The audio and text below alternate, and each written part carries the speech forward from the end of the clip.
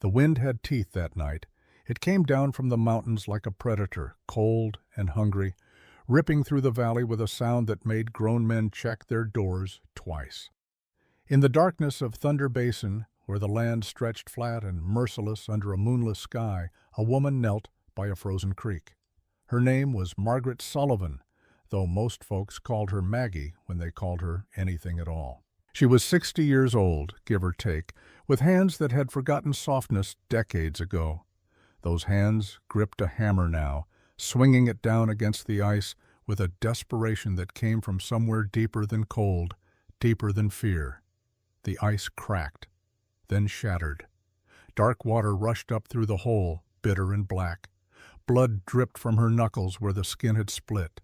She didn't seem to notice. Her eyes, green as spring grass in a land that hadn't seen spring in months, were fixed on something beneath the surface. A shape. A wooden case, small enough to carry, heavy enough to sink. Behind her, perhaps a quarter-mile back through the cottonwoods, flames painted the night sky orange. Her house was burning. The house where she'd lived for 30 years. The house where her daughter had died. The house where her husband had made her life a kind of slow murder. Maggie's breath came in ragged clouds. Her fingers closed around the case's handle. She pulled. The water fought her, reluctant to give up what it had claimed, but Maggie Sullivan had been fighting all her life, and she was good at it. The case came free with a sound like a gasp. She didn't look back at the fire. She already knew there was nothing left worth saving. When she finally spoke, her voice was a whisper that the wind tried to steal. A confession to the empty night, or perhaps to God, if he was listening, if he cared. "They'll say I killed him for the land," she said. "They don't know I killed him to stay alive." The words hung in the frozen air for a moment, then vanished like smoke.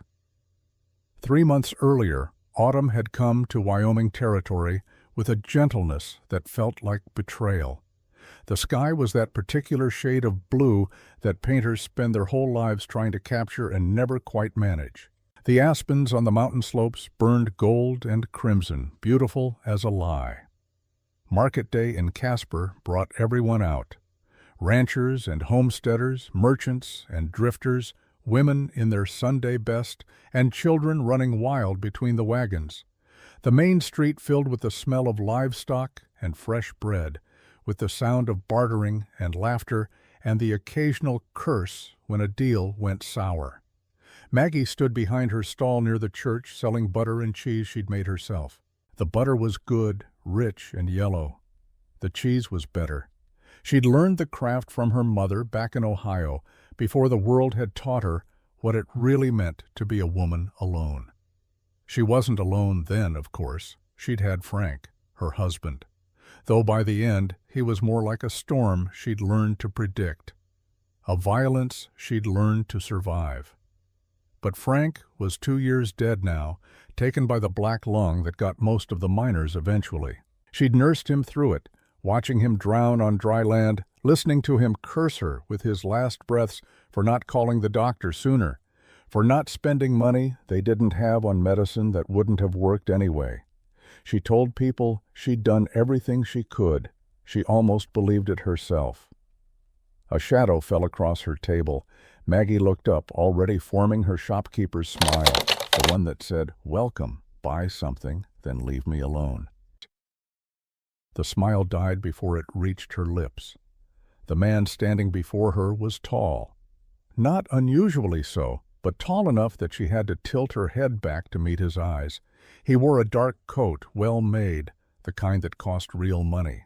His hat was black felt, expensive. His face was weathered in the way of men who worked outdoors, but there was something else there too, something careful, controlled. His eyes were blue, not sky blue or summer blue, but the blue of deep water, the kind that drowns you if you're not careful. "Mrs. Sullivan," he said. His voice was quiet, but it carried. "I'm James Holloway." She knew the name. Everyone in Thunder Basin knew the name. Holloway Cattle Company, 2,000 acres of prime grazing land. Hundreds of head of cattle. The kind of wealth that made small ranchers like her irrelevant. "I know who you are," Maggie said. Her voice came out colder than she'd intended, but she didn't soften it. "What do you want?" "I want to talk business." "I'm not selling. I haven't made an offer yet." "Don't bother." Something flickered in those blue eyes. Surprise, maybe, or irritation. Men like James Holloway weren't used to being dismissed, especially not by women, especially not by women who sold butter at market stalls. "Mrs. Sullivan," he said, and this time there was an edge to his voice, sharp as a knife's spine. "You have water rights on Sullivan Creek, the creek that runs through your property and down into the valley. My cattle need that water. Then they should have been born somewhere else. I'm offering fair payment, $100 a month for access rights through the winter." $100. Maggie felt her stomach clench. That was more money than she'd seen in months, more than she'd make selling butter for a year. It was enough to pay down her debt to the bank, maybe even buy seed for spring planting. It was also nowhere near what the water was actually worth. "No," she said. Holloway's jaw tightened. "200. I said no. Mrs. Sullivan, be reasonable." "I am being reasonable. My answer is no. The water is mine. The land is mine. And neither one is for sale, lease, or rent to you or anyone else." People were starting to stare. Maggie could feel their eyes like insects crawling on her skin. In a small town, a public argument was entertainment, gossip, and social currency all rolled into one. Holloway must have felt it too, because his voice dropped even lower. "You're 3 months from losing everything. The bank will take your land if you can't make your payments." "That's my concern. Winter's coming. You can't run that ranch alone." "I've been running it alone for 2 years. And it's killing you." The words landed like a slap. Maggie's hands tightened on the table edge, not from fear, from rage, from the terrible truth of what he'd said. She clenched her fists to stop the shaking. "Get away from my stall." For a long moment, Holloway just looked at her. There was something in his expression she couldn't quite read. Not anger, something sadder, something that looked almost like recognition. Then he touched the brim of his hat, a gesture so old-fashioned it might have been courteous if it hadn't felt like mockery. "Pride doesn't fill a stomach, Mrs. Sullivan. Winter is coming whether you're ready or not." He turned and walked away. The crowd parted for him like water around a stone. Maggie stood there, hands still clenched, feeling the weight of every eye on her, feeling the weight of her own stubbornness pressing down like a hand on her chest. She reached for the jar of butter she'd been holding. Her fingers slipped. The jar fell. It shattered on the hard, packed earth, yellow butter mixing with dirt and broken glass.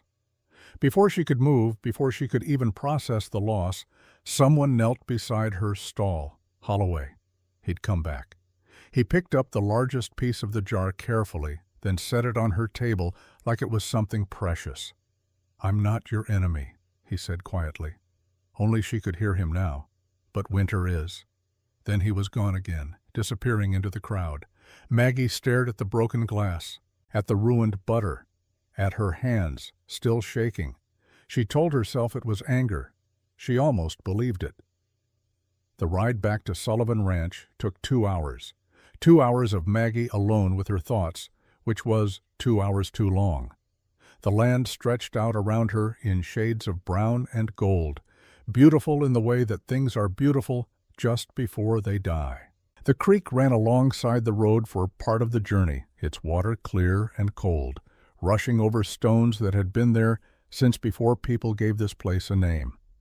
That creek was the reason Frank had chosen this land 30 years ago. Water meant life in a place like Wyoming. It meant survival. It meant power. It also meant that men like James Holloway would never leave her alone. Her horse, a bay mare named Rosie, picked her way carefully over the rough ground. Maggie let her find her own pace. Her mind was elsewhere, caught in a loop of anger and calculation. $200 a month. For 6 months of winter, that would be $1,200, more than enough to pay off her debt to the bank, more than enough to survive until spring. But it would also mean giving Holloway control. Men like him didn't stop at water rights. They pushed and pushed until they owned everything, until you were just a tenant on your own land, a ghost in your own life. She'd lived like that once already. She wouldn't do it again. The house came into view as she crested the last hill, small, wooden, weathered gray by sun and wind. The barn beside it leaned slightly to the left, its roof patched with mismatched boards. Beyond that, the pasture where her 8 remaining cows grazed, thin as wishes. 8 cows. She'd had 20 when Frank died. 12 had been lost to disease, predators, and her own inability to afford proper feed. 8 cows couldn't sustain a ranch, could barely sustain one person. But they were hers, the land was hers, and she'd be damned if she'd give any of it up without a fight. Maggie dismounted, her knees protesting. 60 years old, and some mornings she felt twice that. She led Rosie to the barn, unsaddled her, gave her hay and water. The familiar routine was soothing, a meditation of muscle memory.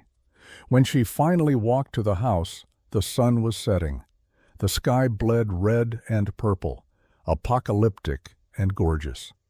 Inside, the house was cold. It was always cold now. She couldn't afford enough wood to keep the stove burning all day, so she rationed heat like medicine, using it only when necessary. She lit a lamp, made tea with leaves she'd used twice already, sat at the kitchen table, and stared at the wall.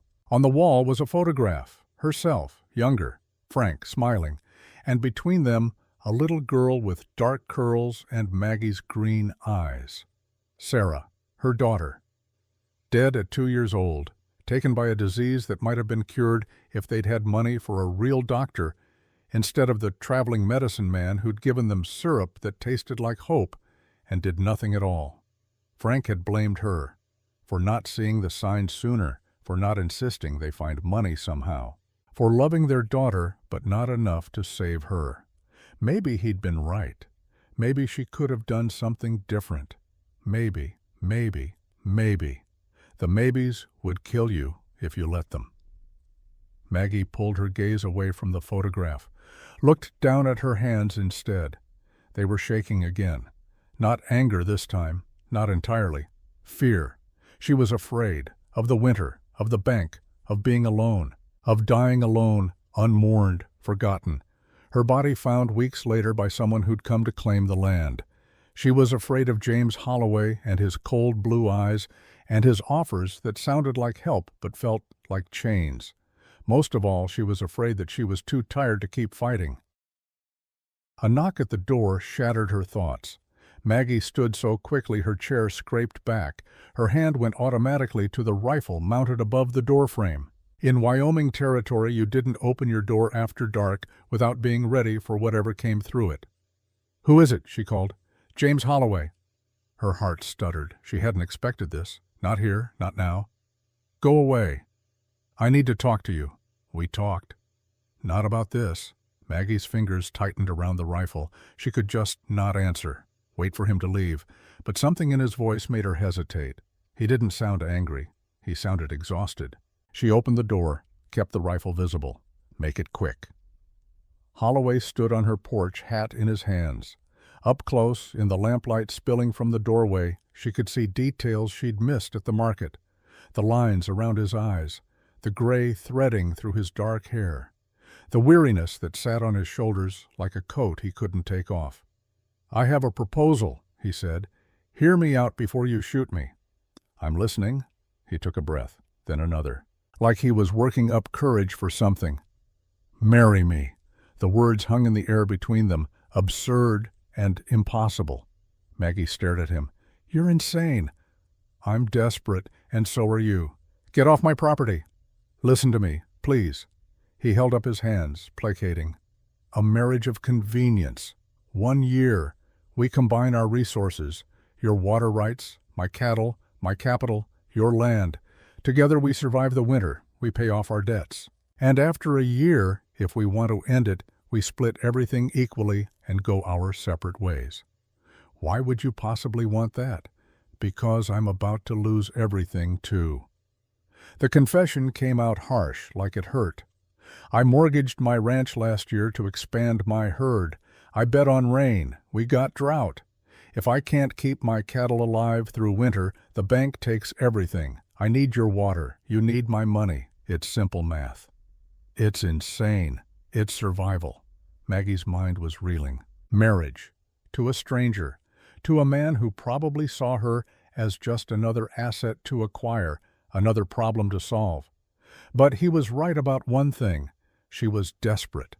3 months from foreclosure. 3 months from losing the land she'd bled for, the land that held the bones of her daughter's memory, the land that was the only proof she'd existed at all. No, she said, but her voice was weaker than she wanted it to be. Holloway heard it. Think about it. You don't have to answer now. I'm answering now. No. Then we both lose. You, me, and Cornelius Drake wins. The name made Maggie's blood freeze. What does Drake have to do with this?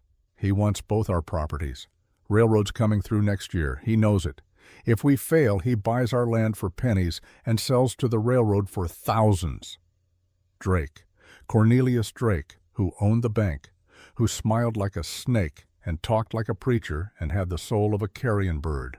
How do you know about the railroad? Maggie asked. Because Drake offered to forgive my debt if I sold to him. He said I'd be doing myself a favor. Getting out before winter killed me. Holloway's expression was grim. He made you an offer too, didn't he? She didn't answer. She didn't have to. We're not the only ones, Holloway continued. He's been buying up land all along the proposed route, using debt as a weapon, foreclosure as a tool, and if we don't do something, we'll be next. Maggie's mind raced. It made sense. Horrible? Perfect sense. Drake had been circling her property for months, always friendly, always offering help that came with strings attached. Why should I trust you? She asked. You could be working with him. If I was working with Drake, I'd just wait for you to lose your land and buy it from the bank. I wouldn't be standing on your porch asking you to marry me. It was a fair point. Maggie hated that it was a fair point. What would this marriage look like, she asked, hating herself for even considering it.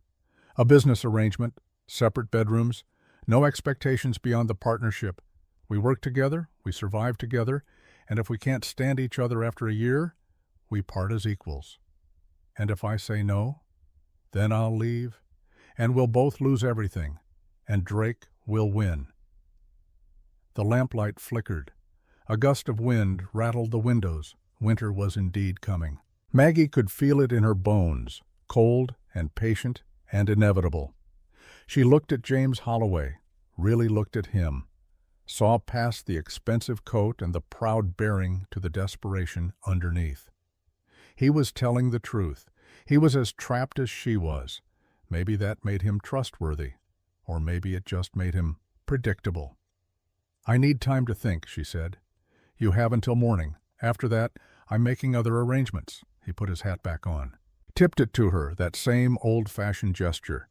Then he walked to his horse, mounted up, and rode away into the darkness. Maggie stood in her doorway long after he'd gone. The night was very dark, the stars were very bright, and somewhere out there winter was sharpening its teeth. She closed the door, locked it, sat back down at the kitchen table. Her tea had gone cold. She drank it anyway. She looked at the photograph on the wall again. Sarah, her baby girl, frozen forever at 2 years old, forever innocent, forever dead. What should I do? Maggie whispered to the photograph. The photograph didn't answer. The dead never did. But somewhere in her memory, she heard Sarah laughing. That pure, unself-conscious joy that children had before the world taught them to be careful, before the world taught them that love was dangerous and trust was foolish and survival meant closing your heart like a fist. Maggie had married Frank for love. She'd been 17 and he'd been handsome, and he'd promised her a life of adventure and freedom. What she'd gotten instead was 30 years of slow suffocation, of being reshaped and diminished until she barely recognized herself. What if this time she married for survival instead? What if she went into it with clear eyes and no illusions? Would that be better, or just a different kind of death? She didn't sleep that night. She sat at her table watching the lamp burn lower and lower, counting the reasons to say yes and the reasons to say no. By the time dawn broke, gray and cold, she'd made her decision. She saddled Rosie with numb fingers, rode toward Holloway Ranch as the sun climbed higher, turning the frost on the grass into diamonds. The Holloway place was everything hers wasn't. The house was large, 2 stories, painted white, with a wide porch. The barn was massive, in good repair, surrounded by corrals full of horses.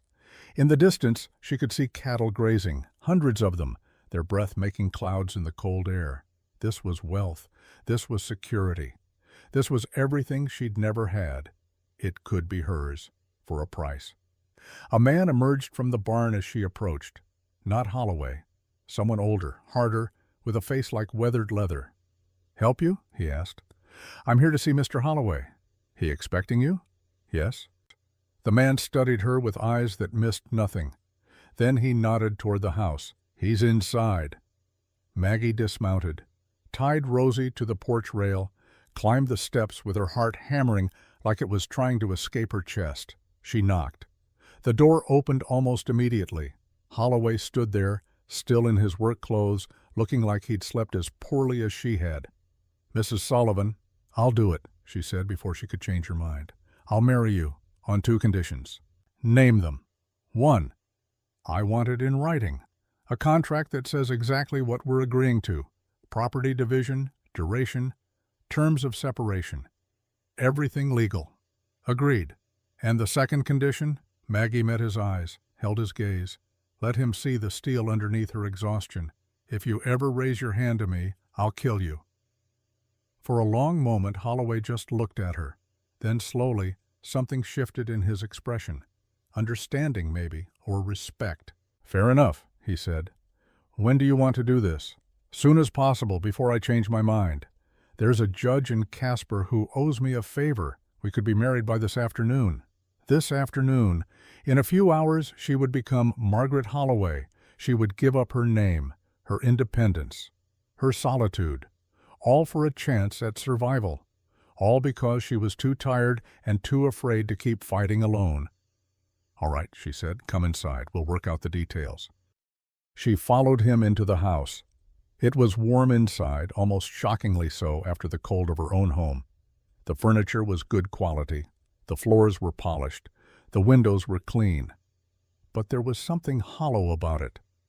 Like a museum of a life rather than a life itself. They sat at a dining table that could have seated 12. Holloway pulled out paper and pen, and together they drafted their contract. Water rights, land ownership, division of profits, terms of separation. It was businesslike, efficient, completely devoid of anything resembling romance or warmth.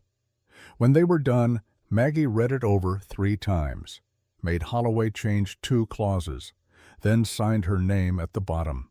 Margaret Ann Sullivan, soon to be Margaret Ann Holloway. "I'll arrange everything," Holloway said. "We'll leave at noon. I need to pack. Of course, I'll have Gideon escort you home and back." "Gideon?" "My foreman, the man you met outside." "I don't need an escort." "Humor me. Winter's coming, and there are desperate men on the roads." Maggie wanted to argue, but she was too tired. "Fine."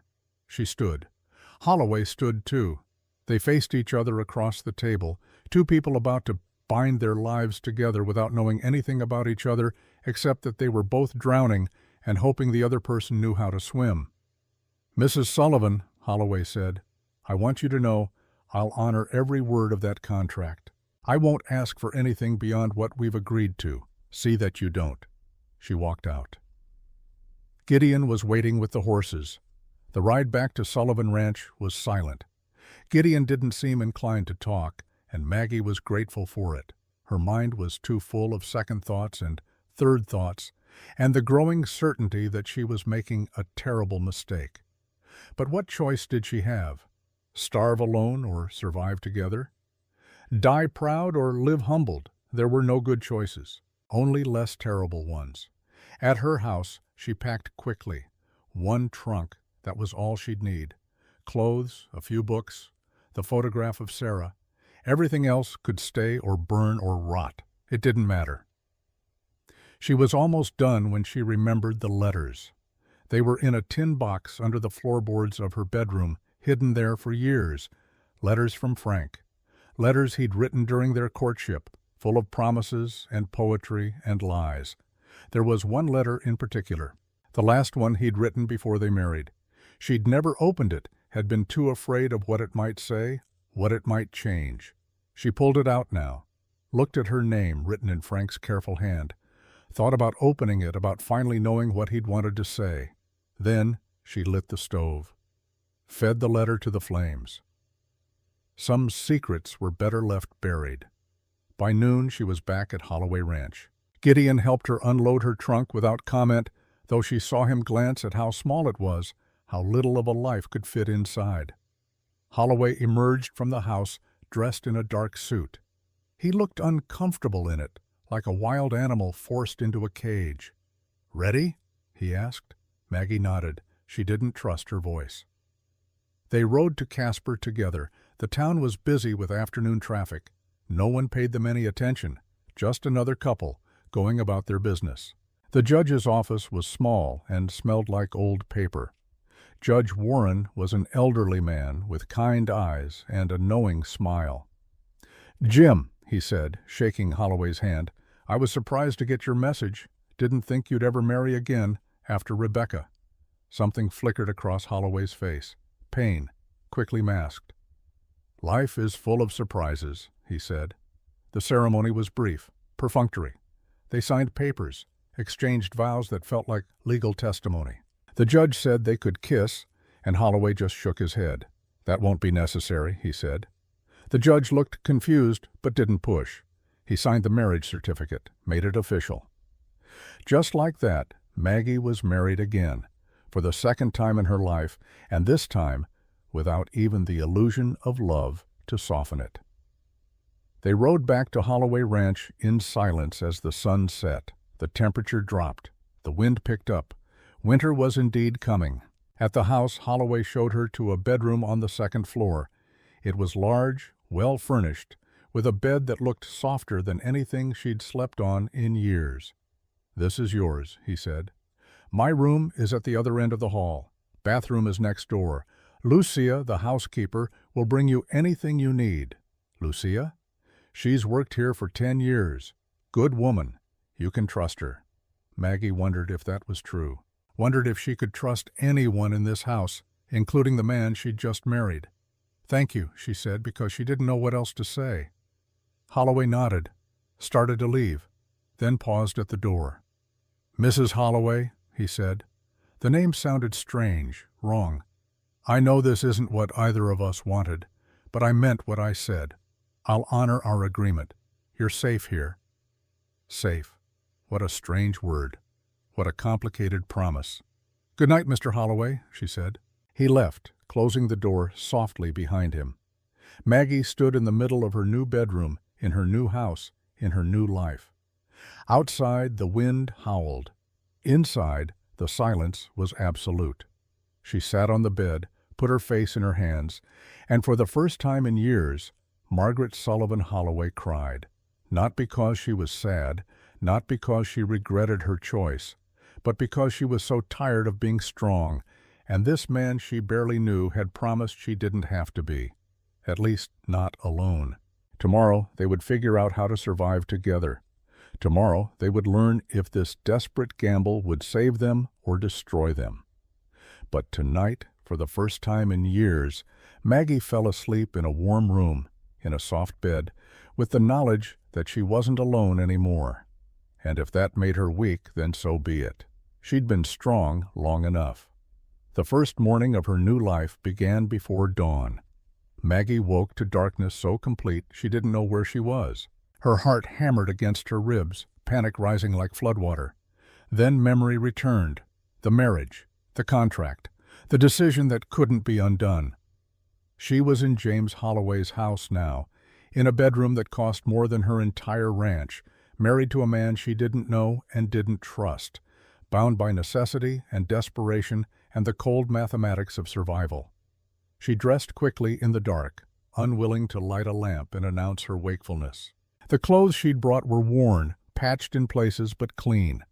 She'd been poor long enough to know that dignity wasn't about what you wore, but how you wore it. When she opened her bedroom door, the hallway was silent. Somewhere in this house, James Holloway was sleeping, or perhaps he was awake too, lying in his own bed, wondering what he'd done. Maggie made her way downstairs.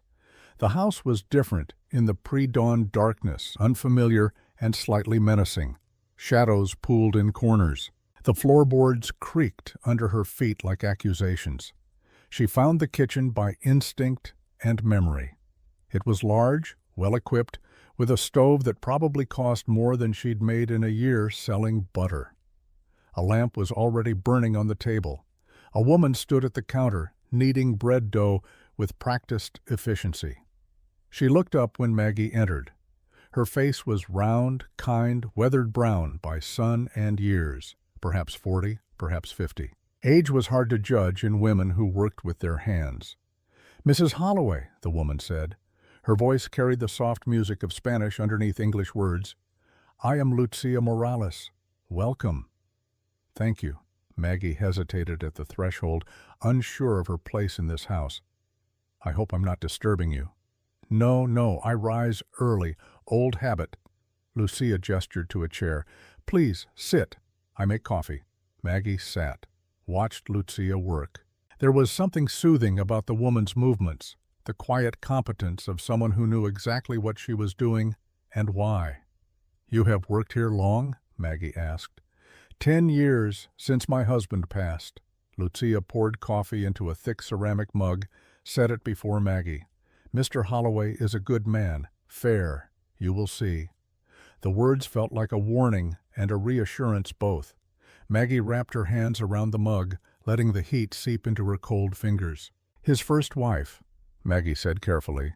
"Rebecca, what was she like?" Lucia's hands stilled on the bread dough. For a moment she didn't answer.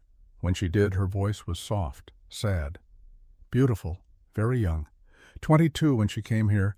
She loved Mr. Holloway very much. Too much, maybe." "What do you mean?" Lucia looked at Maggie, weighing something.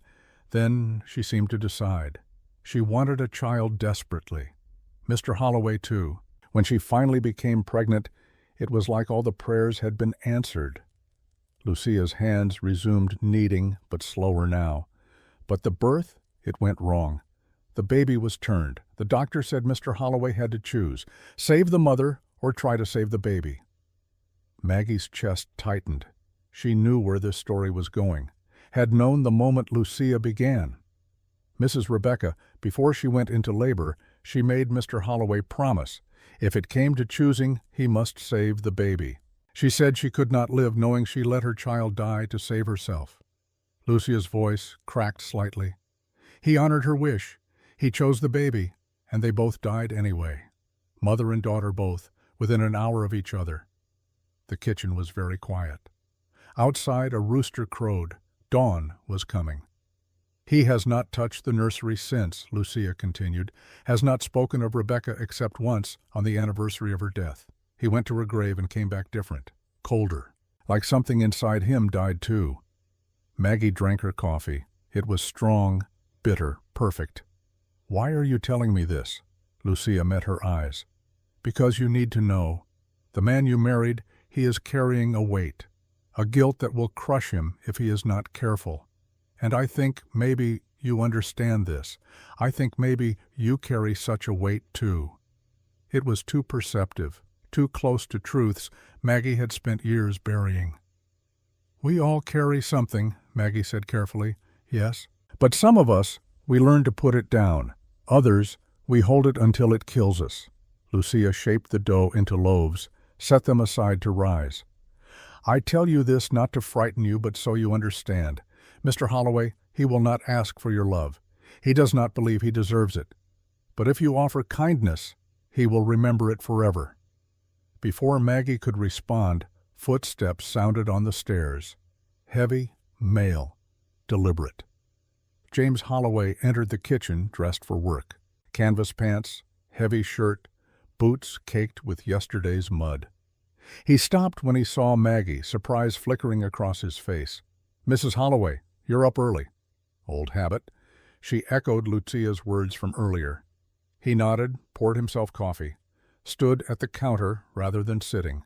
The awkwardness between them was thick as smoke.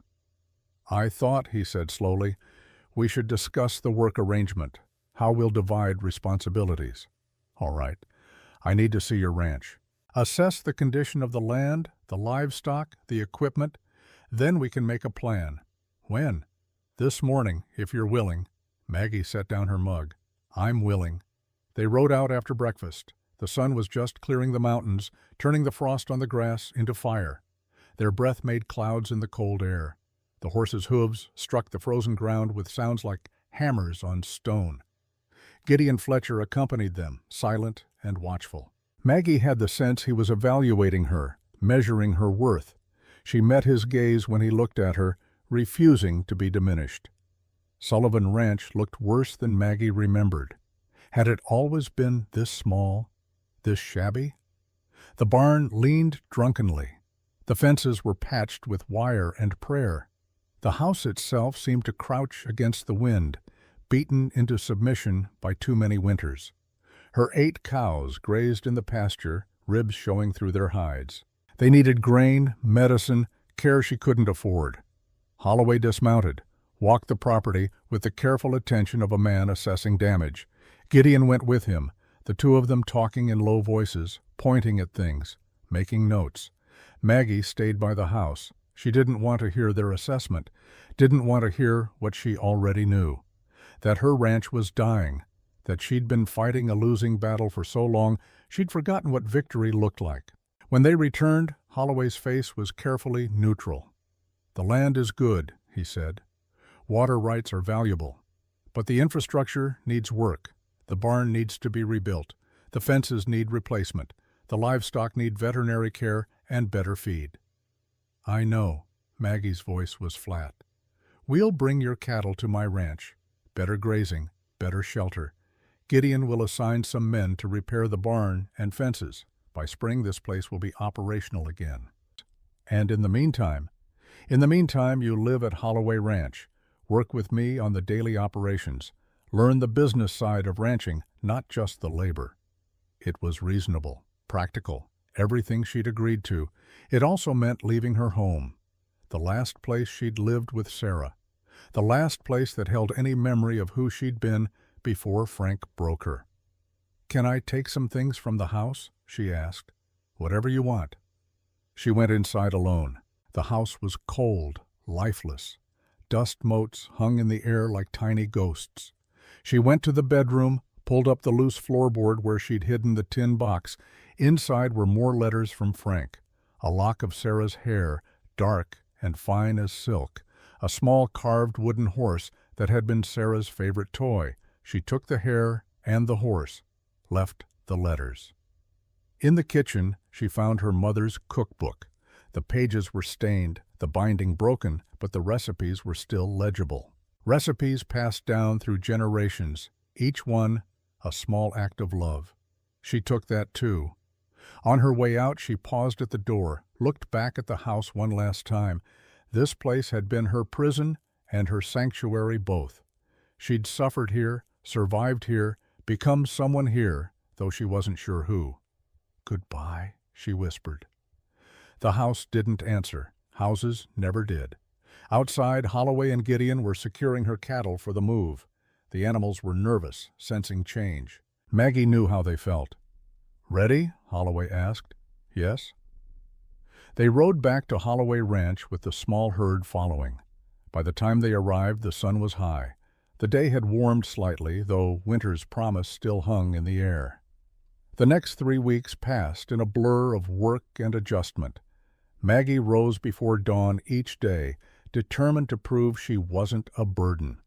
She worked alongside the ranch hands, mucking stalls, mending fences, caring for livestock. Her hands, already rough, grew harder. Her back ached constantly. But she didn't complain. Holloway watched her work with an expression she couldn't read, not approval exactly, something closer to surprise, as if he'd expected her to be decorative and useless. And she kept proving him wrong. They developed a rhythm, not comfort, but routine. They ate breakfast together in silence.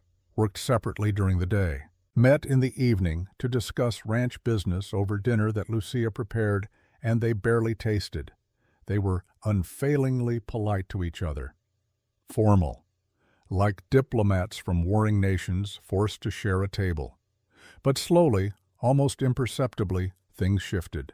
It started with small moments, Holloway holding a gate open for her, Maggie pouring him coffee without being asked, their hands brushing when they both reached for the same document, and neither pulling away quite as quickly as they might have. One evening, Maggie found Holloway in the barn, trying to coax medicine down the throat of a sick calf. The animal was fighting him, terrified and in pain. Holloway was patient but clearly struggling. "Let me," Maggie said. She knelt beside the calf, placed one hand on its neck, stroking gently, began to hum, low and soft. An old lullaby her mother had sung, the one she'd sung to Sarah. The calf's eyes rolled less wildly. Its breathing slowed. Maggie administered the medicine smoothly. The calf swallowed, coughed once, then settled. Holloway stared at her. "How did you do that?" "Animals respond to calm, to kindness." She stood, brushing hay from her skirt. Frank never understood that. He thought force was the only way. It was the first time she'd mentioned her first husband without prompting. Holloway seemed to sense the significance. "Your husband," he said carefully. "Was he cruel?" Maggie met his eyes, decided for reasons she couldn't articulate to tell the truth. "Yes." One word, but it held 30 years of fear and pain and survival. Holloway's jaw tightened. "I'm sorry." "Don't be. He's dead. I'm alive. That's enough." She walked out of the barn before he could respond, before the conversation could go deeper than she could handle. But later that night, she found a new lock on her bedroom door, a good one, solid and strong, and a note in careful handwriting. "So you always feel safe."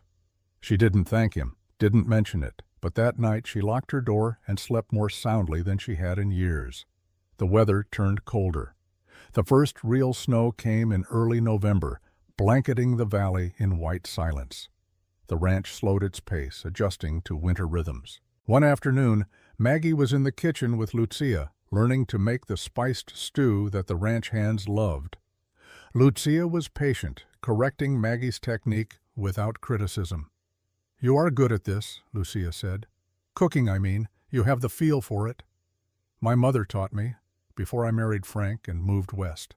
Maggie stirred the pot, watching steam rise. "She said a woman who could cook would never starve. I think she was wrong, but I learned anyway." Lucia laughed softly. "My mother said the same thing. Maybe all mothers are wrong in the same ways." They worked in companionable silence for a while. Then Lucia said quietly, "May I ask you something personal, Senora?" "You can ask. I might not answer." "Do you regret it, marrying Mr. Holloway?" Maggie considered the question, considered lying, decided against it. "I don't know yet. Ask me in spring. That is honest, at least. It's all I have." Lucia nodded, understanding. "He is lonely, you know. Mr. Holloway has been for 5 years, since Rebecca died. Maybe longer, maybe his whole life. We're all lonely. Yes, but some loneliness can be fixed. Some can be shared, made lighter, and some it just grows and grows until it swallows everything." Before Maggie could respond, the kitchen door burst open. Gideon stood there, snow-covered, face grim. "Mrs. Holloway, we have a problem." Maggie's stomach dropped. "What kind of problem?" 50 head of cattle are missing. North pasture fence was cut, clean cuts, not an accident." The warmth of the kitchen suddenly felt very far away. "Where's Mr. Holloway?" Maggie asked. "Out tracking. He wants you to stay here." "Like hell." Maggie grabbed her coat. Lucia tried to protest, but Maggie was already moving. Outside, the world was white and gray. The wind had teeth. She found her horse, saddled it with numb fingers, and followed Gideon's tracks north. She found Holloway at the fence line. He was standing in the snow, staring at the cut wire. His face was carefully blank, but his hands were clenched into fists. "I told Gideon you should stay at the house," he said without turning. "I don't take orders well." He almost smiled. Almost. "I'm learning that." Maggie dismounted, examined the fence. The cuts were clean, deliberate, made with proper wire cutters, not torn by animals or weather. "Someone did this on purpose," she said. "Yes? Drake? Probably. Or someone he hired." Holloway's voice was flat. "The tracks lead toward town but disappear at the creek. Whoever did this knew what they were doing. How many head did we lose?" 50, maybe more. We won't know until we do a full count." He turned to face her finally. "This is bad, Margaret. 50 head represents thousands of dollars, money we need to pay the bank." It was the first time he'd called her by her given name. The intimacy of it felt strange, wrong, and somehow right all at once. "We go to town," Maggie said. "We confront Drake. We have no proof. We have cut wire and missing cattle."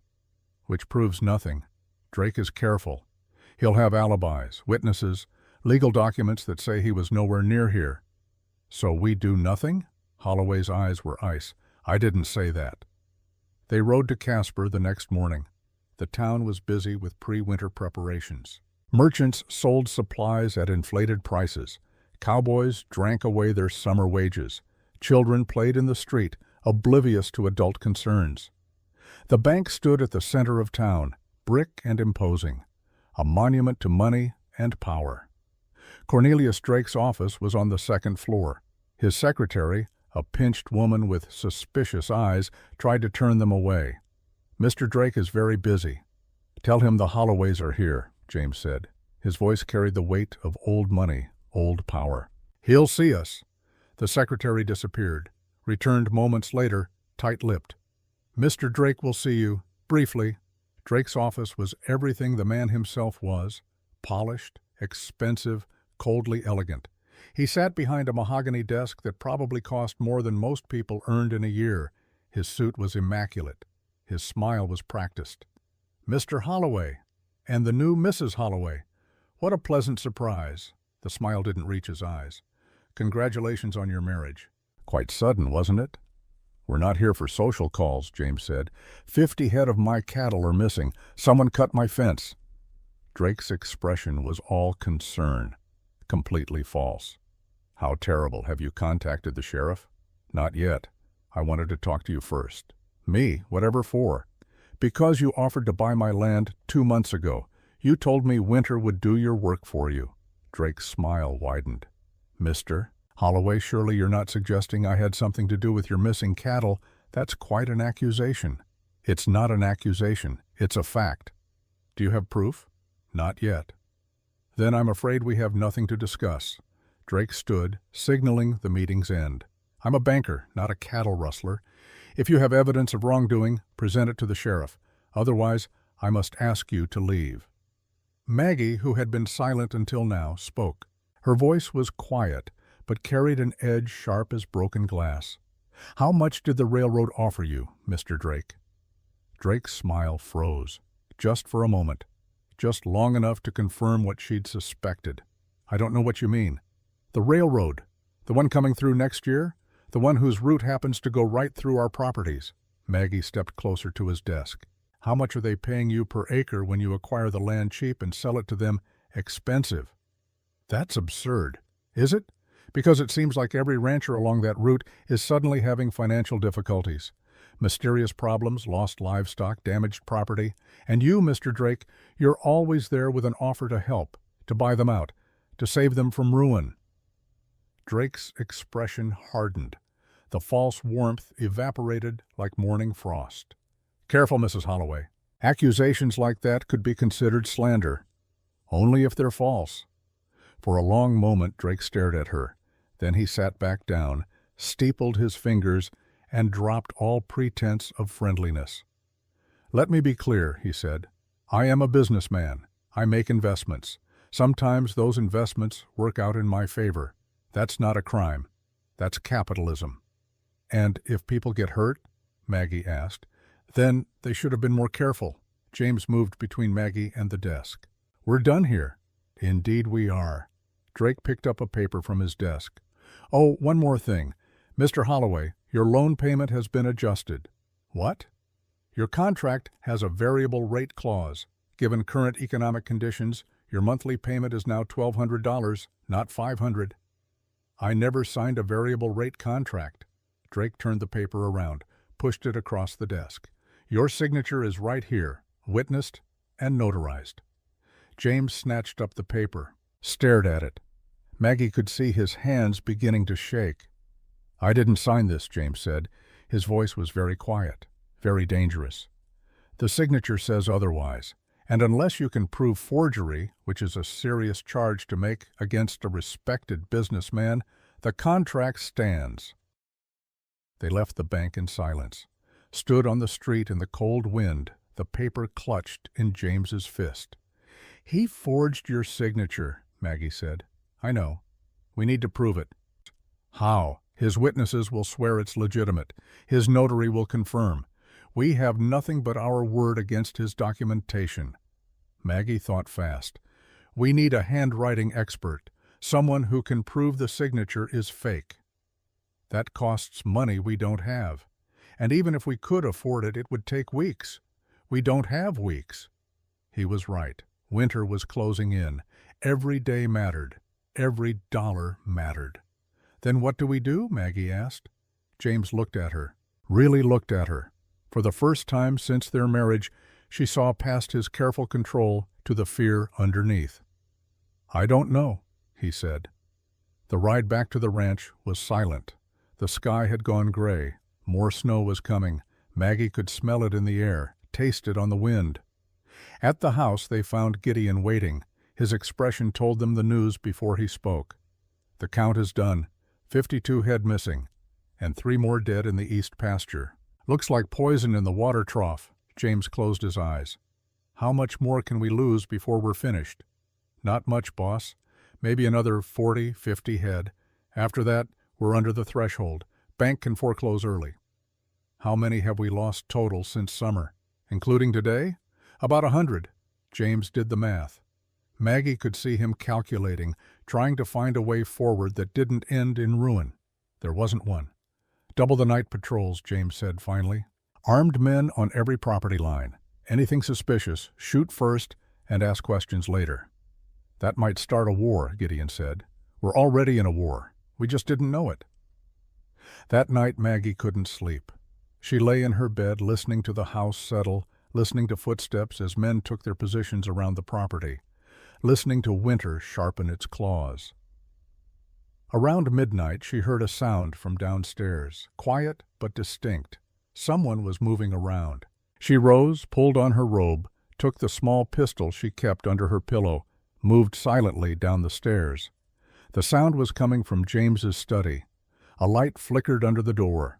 Maggie pushed it open quietly.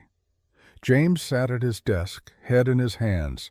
Papers were scattered around him, financial records, loan documents, calculations that didn't add up, no matter how many times he worked them. He looked up when she entered. His eyes were red. He looked 10 years older than he had that morning. I'm sorry, he said. Did I wake you? No, I couldn't sleep. She moved into the room, closed the door behind her. How bad is it? He laughed. It was a terrible sound, hollow and broken. We're finished. Even if we don't lose another cow, even if we have a perfect winter, we can't make the new payment. Drake wins. He always wins. Maggie sat down across from him, looked at the numbers he'd been working. He was right. The mathematics were brutal and clear. There has to be another way, she said. There isn't. I've looked. I've done the calculations 100 times. Unless we find a miracle, we lose everything in 3 months. Then we find a miracle. You don't understand. I've bet everything on this. My ranch, your land, our future. And I've lost. I'm going to lose it all, and I'm going to take you down with me. His voice cracked on the last words. Maggie realized with shock that he was crying. Silently, barely, but crying nonetheless. She didn't think. She stood, moved around the desk, and did something she'd sworn she'd never do. She touched him, put her hand on his shoulder. He flinched, then slowly leaned into the touch, like a man drowning reaching for anything solid. "I'm sorry," he whispered. "I promised to save you, and I'm failing. You haven't failed yet. I'm going to. Maybe. But not tonight. Tonight we're still here, still fighting." He looked up at her. His face was wet. His eyes were raw. He looked nothing like the confident rancher who'd proposed a marriage of convenience. He looked like what he was, a man at the end of his rope, holding on by his fingernails. "Why aren't you angry?" he asked. "Why aren't you blaming me?" "Because I know what it's like to fight and lose, to do everything right and still fail. Anger doesn't change that. It just makes the losing louder." For a long moment they stayed like that, her hand on his shoulder, his hand coming up slowly to cover hers, the first real touch they'd shared since signing the contract. "Margaret," he said.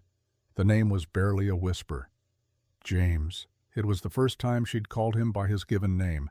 It felt dangerous, intimate, like crossing a line they'd both been careful not to approach. The moment stretched. Tension built. Something was shifting between them, something neither had planned for or wanted or could stop. Then, from outside, a gunshot cracked the night. They broke apart. James grabbed his rifle. Maggie followed him, still in her nightclothes, pistol in hand. Outside, chaos. Men shouting, horses screaming, and in the distance, fire. The barn was burning. They ran. The cold bit through Maggie's thin robe, but she barely felt it. All she could see was the flames, orange and terrible against the black sky. Ranch hands were already fighting the fire, forming bucket brigades. But it was spreading fast, too fast. This wasn't an accident. "Someone set this," Gideon shouted over the roar. "3 riders, saw them running west." "Did you get a look?" James demanded. "Too dark, too fast." The barn couldn't be saved. They knew it within minutes. The best they could do was keep the fire from spreading to the house, to the other outbuildings. They fought until dawn. Maggie worked alongside the men, hauling water, beating back flames with wet blankets. Her hands blistered, her lungs filled with smoke. She didn't stop. When the fire finally died, when the sun rose over the wreckage, they stood in the ashes and surveyed the damage. The barn was gone. 20 tons of hay were gone. Equipment was gone. And in the wreckage, they found 3 dead horses, trapped in their stalls, unable to escape. Maggie heard a sound beside her, turned, saw James staring at the dead animals, saw his face break, saw him turn away so no one would see. But she saw. And without thinking, without calculating the cost, she followed him, found him behind the house, leaning against the wall, shoulders shaking. She put her arms around him from behind, just held him, let him break, let him grieve, let him be human. He turned in her arms, buried his face against her shoulder, and cried like a man who had forgotten how. "They're killing us," he choked out, "one piece at a time, and I can't stop them. We'll find a way. There is no way." "There's always a way, we just haven't found it yet." He pulled back, looked at her with red, raw eyes. "Why do you care? This isn't your fight. You could walk away, take your share of what's left, and go." "Could I?" Maggie asked. "Where would I go? What would I have? We're bound together now, for better or worse. Isn't that what marriage means?" "This isn't a real marriage, isn't it?"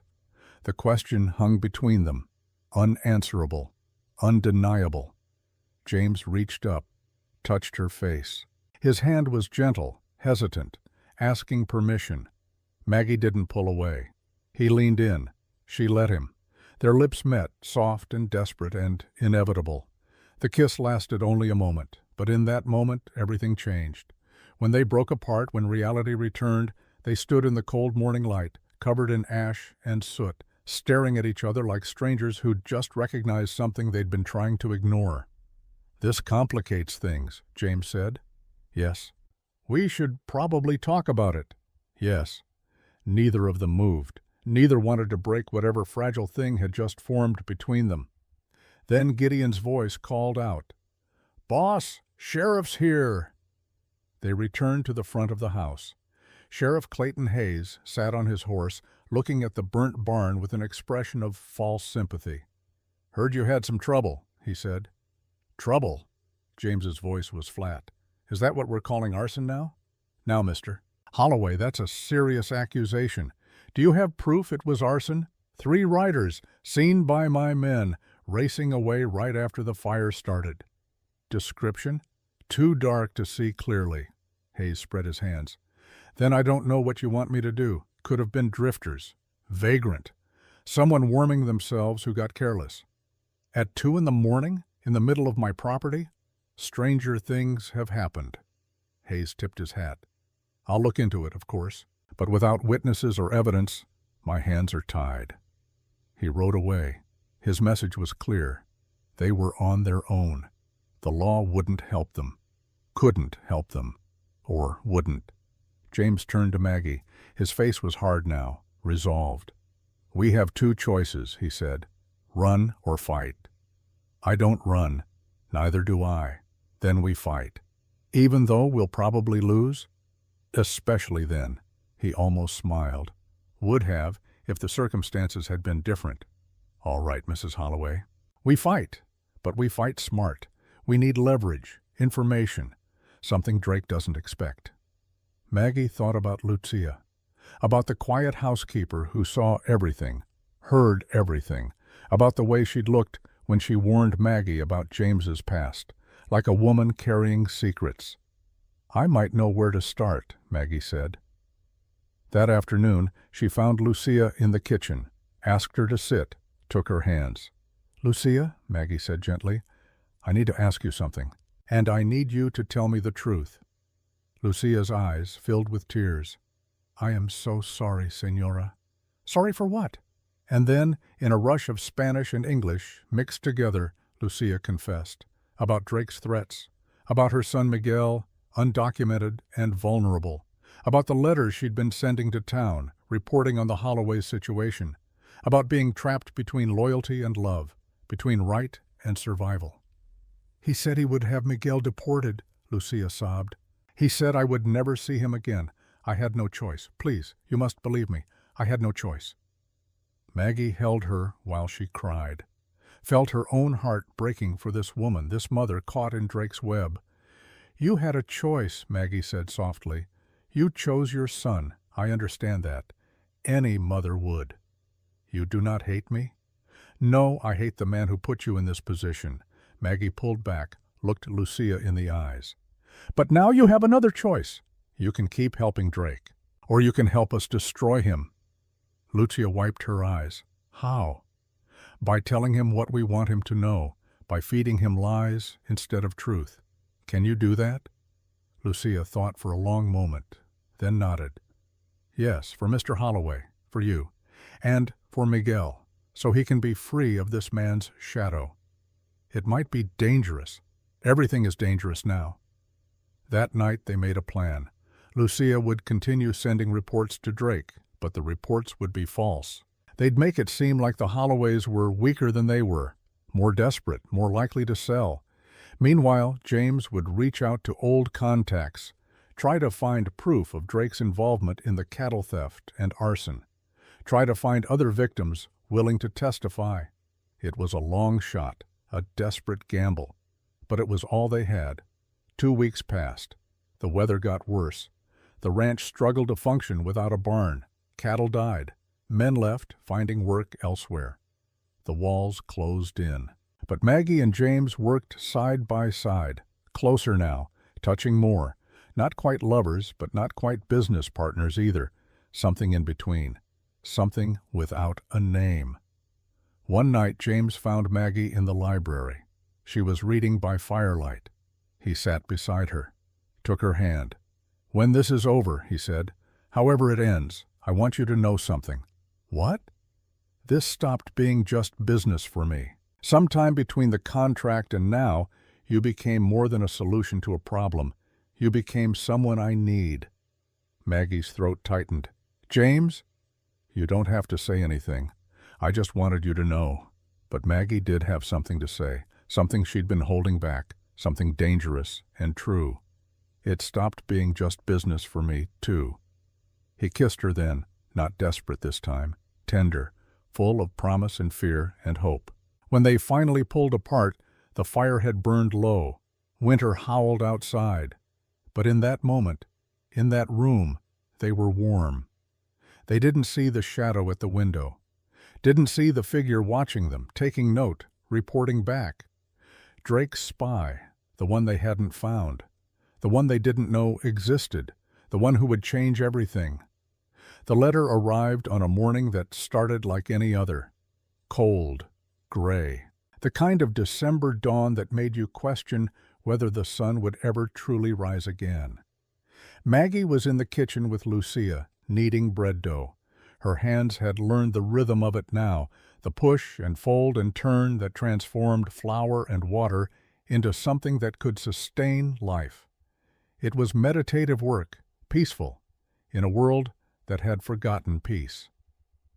The door burst open. Gideon stood there, snow dusting his shoulders, his face carved from stone.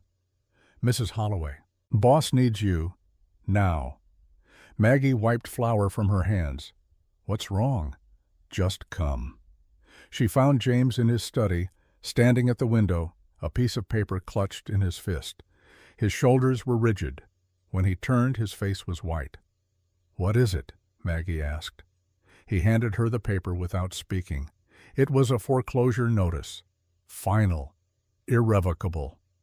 They had 2 weeks to vacate the property. Both properties. Everything they owned, gone.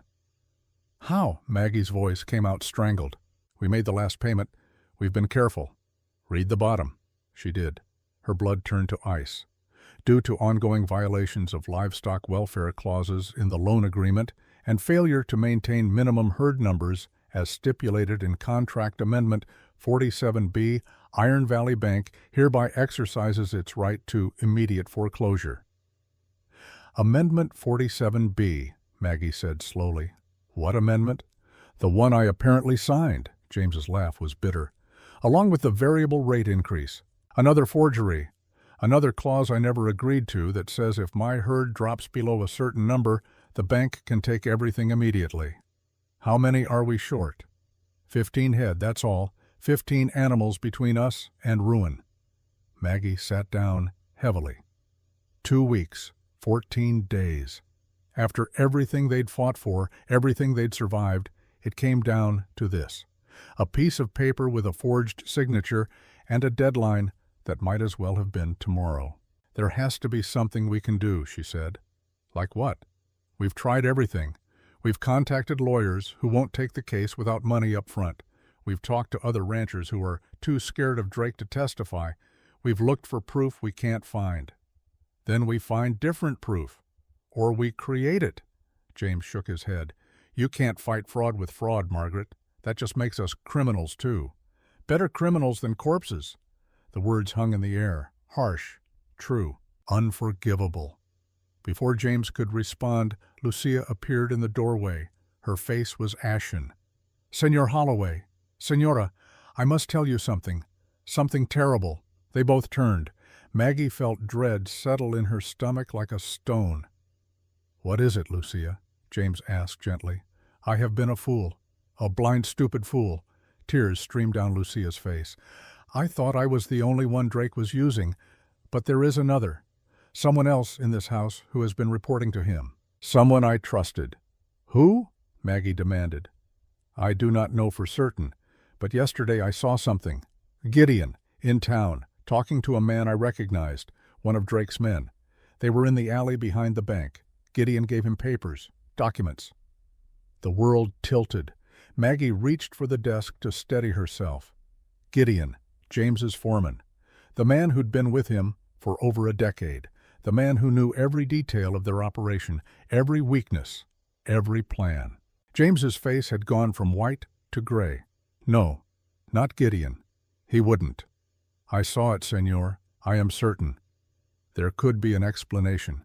"Yes, the explanation is betrayal."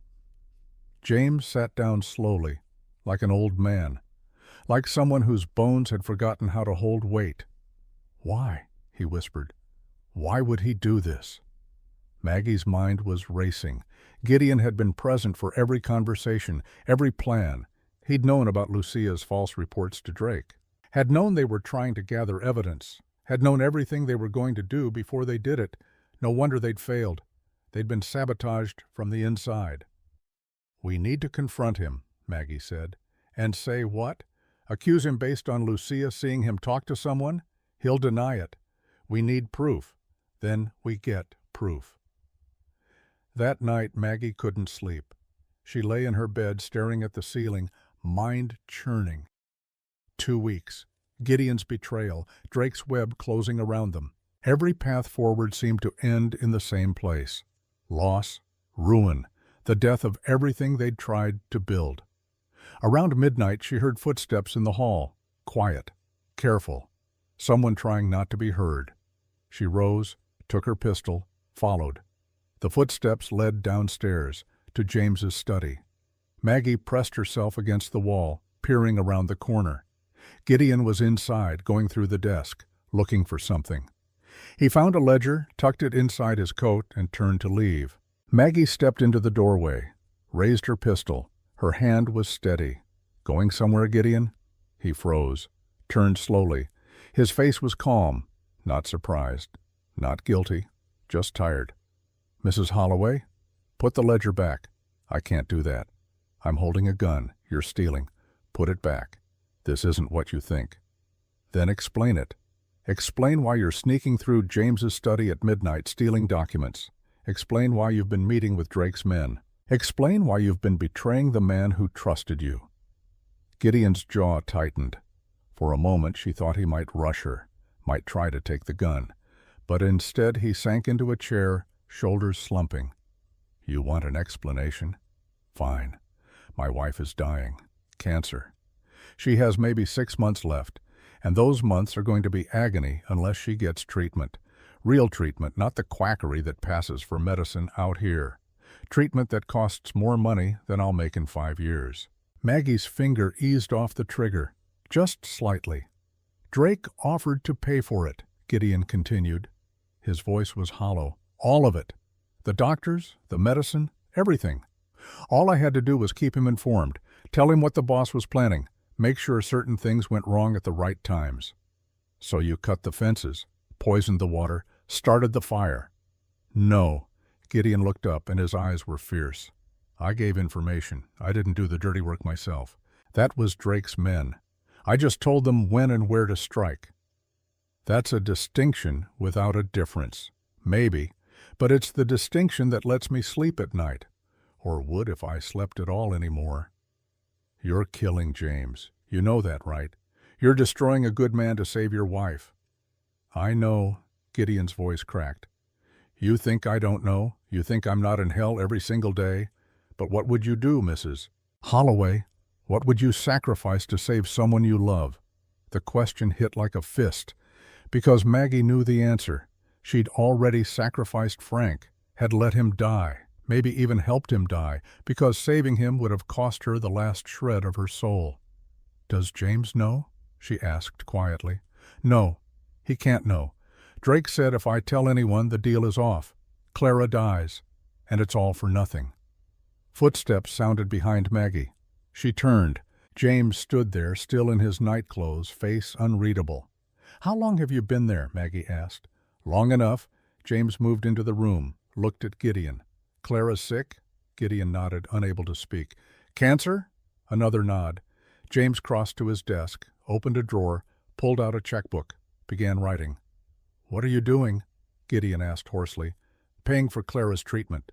James tore off the check, held it out. "This should cover the first round. I'll arrange more as needed." Gideon stared at the check like it was a snake. "I don't understand. I betrayed you. I helped destroy you." "I know, and you're going to fix it." "How?" "By telling me everything. Every conversation with Drake. Every piece of information you gave him. Every plan he has. And then you're going to help me destroy him. He'll kill Clara if I turn on him. He's not going to know you turned. You're going to keep feeding him information. But from now on, that information is going to be what we want him to know. You're going to be our weapon, Gideon, our spy." Understanding dawned in Gideon's eyes, then doubt. He'll figure it out. Not if we're careful, not if we play this right. And if we're not careful, if he realizes, Then we all go down together, but at least we go down fighting." Gideon took the check with unsteady fingers, looked at it, then at James, then at Maggie. "Why?" he whispered. "Why help me after what I've done?" James's expression was sad, tired, but not without mercy.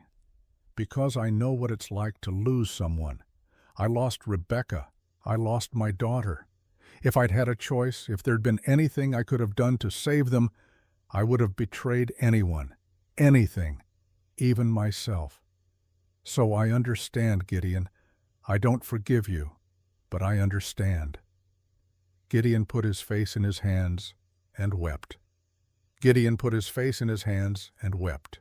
When his tears finally stopped, Maggie spoke quietly. "I want to meet her." Gideon's head jerked up. "What?" "Your wife, Clara. I want to meet her. If I'm going to trust you, if we're going to work together, I need to understand what you're fighting for. She's very sick. She shouldn't be disturbed." "Then we'll be quiet." The next morning, before dawn, Gideon led Maggie to a small cabin at the far edge of Holloway property. Maggie hadn't even known it was there.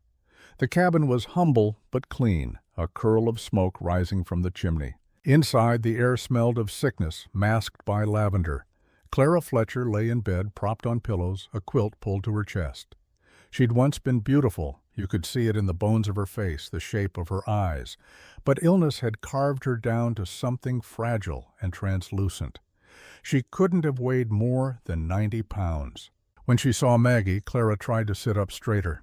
"Mrs. Holloway, forgive me. I'd rise to greet you properly, but I'm afraid my legs have forgotten how." "Please don't." Maggie pulled a chair close to the bed, sat, took Clara's hand without asking permission. The bones felt like bird wings under paper skin. "Gideon told me," Clara said softly, "what he's been doing, what Drake forced him to do. I begged him to stop, told him I'd rather die with dignity than live knowing a good man was destroyed for my sake." Her eyes, still bright despite everything, filled with tears. But he wouldn't listen. He said he'd already lost too much in this life. He couldn't lose me, too. "He loves you." "I know, and it's killing us both. The disease is killing my body. His guilt is killing his soul." Clara's grip tightened slightly, surprising strength in such frail fingers. "Don't hate him, Mrs. Holloway. He's a good man caught in an impossible situation. We're all just trying to survive the winter, aren't we?" Maggie felt her throat tighten. She saw herself in Clara, saw every woman who'd ever been trapped by circumstance, every person forced to make terrible choices for understandable reasons. "I don't hate him," Maggie said. "I understand him. And that's worse because I don't know if I'd do anything different in his place." Clara smiled. It was tired, but genuine. "You're stronger than you think, Mrs. Holloway. Gideon says you frighten him a little, says you have fire in you that won't go out, no matter how hard the wind blows. Right now I feel like I'm barely a spark. Sparks start fires, remember that." When Maggie left the cabin, James was waiting outside, leaning against the porch rail. He'd given her space, but hadn't gone far. "You met her," he said. Not a question. "Yes. And?" "And she's dying. And she's kind. And Gideon's right to fight for her." Maggie looked at James, really looked at him. "If it were me dying, if you had to choose between betraying someone and saving me, what would you do?" James was quiet for a long moment. The sun was rising, painting the sky in shades of gold and pink. Finally he said, "I'd like to think I'd find another way, that I'd be better than betrayal. But standing here, looking at you, knowing what I'd feel if I lost you." He shook his head. "I don't know, and that terrifies me." "Me too." They stood together in the cold morning, two people who'd learned that the world was rarely as simple as right and wrong. Sometimes it was just varying shades of survival. They worked through the night, the three of them. Gideon told them everything. Drake's network of informants, his connections with corrupt officials, his plans for the railroad. The scope of his operation was staggering. He'd been systematically destroying ranchers all along the proposed route for over a year. But he'd also been sloppy, arrogant. He'd left trails. Gideon had names, dates, amounts. Not enough for a court case, perhaps, but enough for leverage. "There's something else," Gideon said as dawn broke. Drake's been in contact with someone from the territorial government, someone with influence. I don't know who, but they've been meeting regularly, planning something big. Can you find out who? James asked. Maybe. Drake keeps records in his office at the bank, second floor, locked safe behind the painting of his father. You've seen inside the safe? Once. When Drake thought I was completely under his control, he showed me. Said it was insurance. If anyone ever came after him, he'd take half the territory down with him. Maggie leaned forward. What's in there? Documents? Blackmail material? Proof of bribes, forged contracts, illegal land deals? Everything he's done for the last 5 years, all documented. He's paranoid, keeps records of everything. Why would he keep evidence of his own crimes? Because it's not just his crimes in there. It's everyone he's worked with, every official he's bribed, every judge he's bought. If he goes down, they all go down. It's his guarantee they'll protect him. James and Maggie exchanged glances. The safe was their answer, their leverage, their way out. It was also impossible to reach. Drake's office was in the middle of town. The bank was guarded at night. Even if they could get inside, cracking the safe would take time and skill they didn't have. We need help, Maggie said.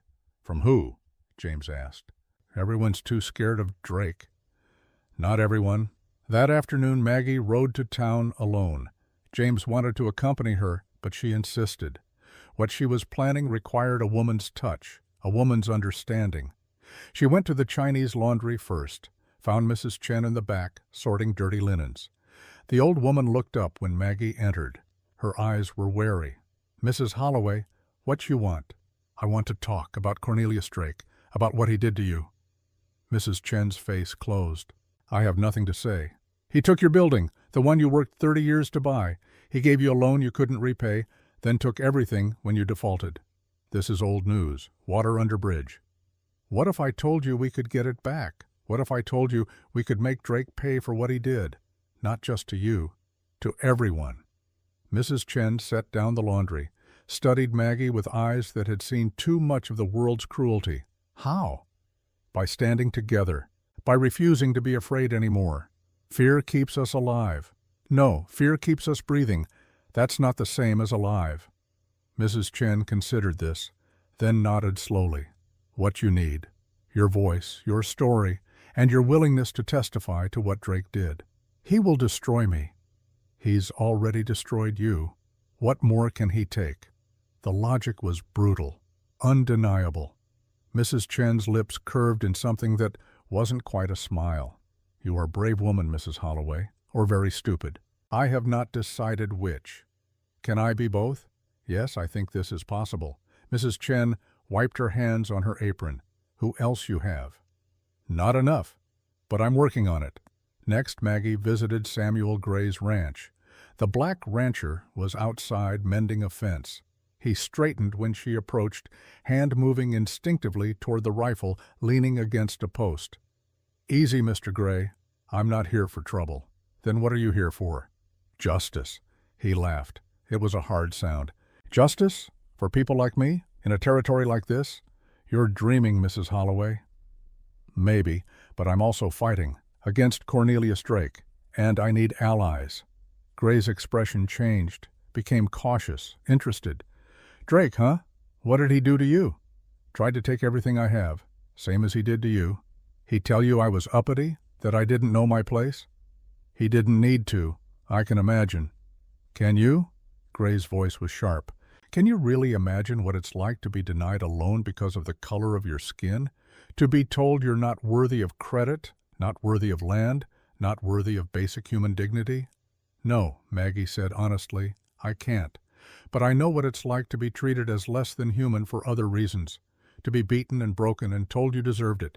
I know what it's like to survive despite a world that wants you dead, and I know what it's like to be too tired to keep fighting alone. Gray studied her for a long moment, then he nodded. What's your plan?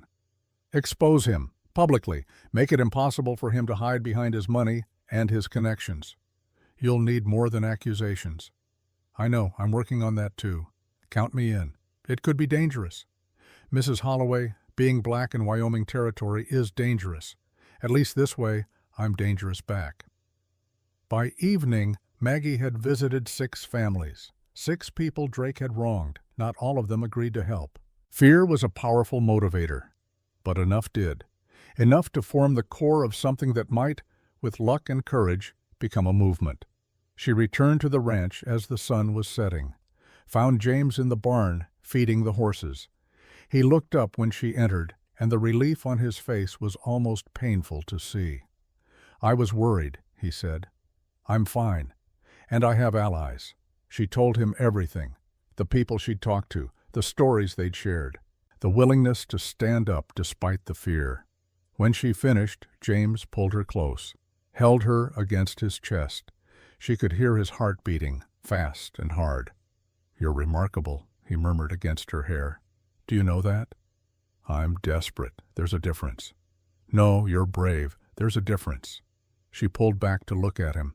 His face was shadowed in the dim light of the barn, but his eyes were clear, warm, full of something that made her chest ache. "James," she said, "whatever happens, whatever comes next, I need you to know something." "What?" "This stopped being about survival for me. This stopped being about the ranch or the land or any of it. This is about you now, about us, about not letting them win." He cupped her face in his hands, kissed her, soft at first, then deeper. A kiss that tasted like hope and desperation and something that might have been love if either of them had been brave enough to name it. They broke apart when they heard footsteps. Lucia stood in the barn doorway, wringing her hands. Senora, Gideon has returned. He has news."